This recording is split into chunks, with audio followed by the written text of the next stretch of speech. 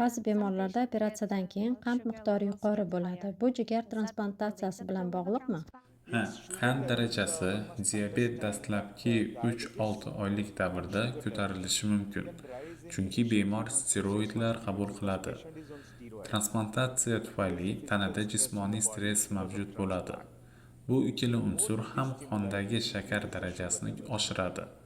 Transplantatsiyadan so'ng ba'zi bemorlarda qandli diabet boshlanishi mumkin. Insulin yoki diabet dorisi bilan yuradigan bemorlarda esa transplantatsiyadan keyin diabetlari kuchayishi mumkin. Siz qondagi glyukoza miqdorini vaqtida tekshirib, insulin yoki ichayotgan dorilaringiz dozasini to'g'rilashda juda hushyor bo'lishingiz kerak. Shuni yodda tutingki, ba'zi bemorlarda yangi diabet paydo bo'lishi mumkin. Diabeti borlarda esa kuchayishi mumkin. Shuning uchun diabet transplantatsiyadan keyin haqiqiy xavf hisoblanadi. Oldin gaplashganimizdek, ba'zilarida metabolik sindrom paydo bo'lsa, u bilan birga diabet ham kuzatilishi mumkin.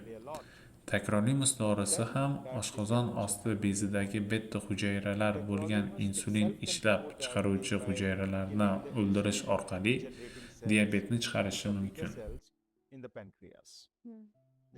Buni parhez bilan to'g'rilash mumkinmi? Bu qandli diabet glikerlangan gemoglobin darajasiga va boshqa ko'plab parametrlarga bog'liq. Birinchi strategiya, agar yengil daraja bo'lsa, uni parhez bilan boshqarish kerak. So'ngra og'iz orqali gipoglikemik vositalari va agar kerak bo'lsa, insulin qabul qilish kerak.